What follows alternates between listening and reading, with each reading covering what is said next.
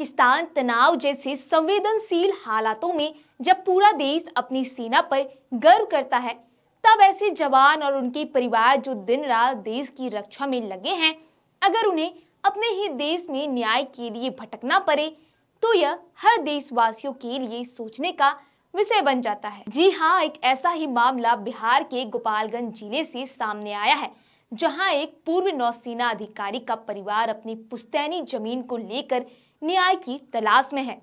इस तस्वीर में दिखाई दे रहे व्यक्ति भारतीय नौसेना से रिटायर्ड हैं और अपने मोबाइल पर दिखा रहे हैं कि उन्होंने गोपालगंज पुलिस की वेबसाइट पर अपनी शिकायत ऑनलाइन दर्ज की है।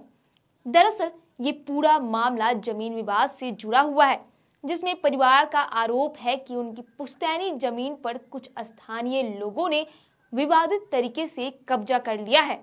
यह परिवार सैन्य पृष्ठभूमि से आता है, जहां बेटे स्क्वाड्रन लीडर अंकित राव वर्तमान में जैसलमेर में तैनात हैं और बेटी मेजर विनो राव दिल्ली कैंट स्थित बेस अस्पताल में कार्यरत है। उनके पिता अनिल कुमार राव ने बताया कि उन्होंने कई बार स्थानीय प्रशासन से संपर्क किया है, लेकिन अब तक कोई संतोषजनक कार्रवाई नहीं हुई है। मामला कुछ भूमाफियाओं ने आपस में मिलके गुटबंदी करके और हमारी 2 जमीन कब्जे कर ली है पहले से, और तीसरी जमीन भी कब्जे कर ली है।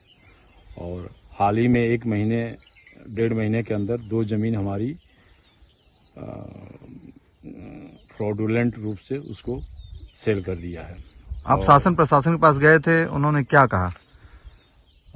प्रशासन के पास हम एसपी के पास गए थे लगभग 10 या 12 दिन पहले, और फिर उसके बाद एसडीपीओ के पास गए थे, उनसे मिले, और उसके बाद रजिस्ट्रार से मिले, और एसएचओ को हम 2 बार मिल चुके हैं, लेकिन कोई भी कार्रवाई नहीं हुई है और वो लोग एक्यूज्ड के तरफ फेवर में मिले हुए हैं।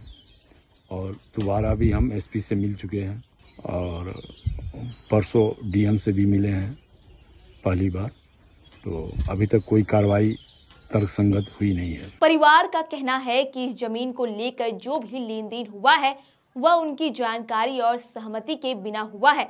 वे इसे एक कानूनी मुद्दा मानते हैं और चाहते हैं कि निष्पक्ष जांच हो और जो भी दोषी हो उनके खिलाफ उचित कार्रवाई की जाए।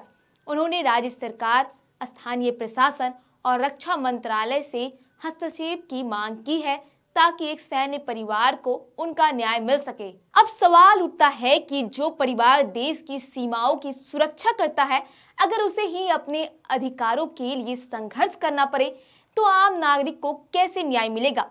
उम्मीद है कि संबंधित अधिकारी जल्द ही इस मामले में ध्यान देंगे और पीड़ित परिवार को राहत मिलेगी। बहरहाल आपकी इस खबर पर क्या राय है, हमें कमेंट करके जरूर बताएं। वीडियो को लाइक करें, सब्सक्राइब करें। ऐसे ही तमाम खबरों के लिए देखते रहे स्वराज पोस्ट।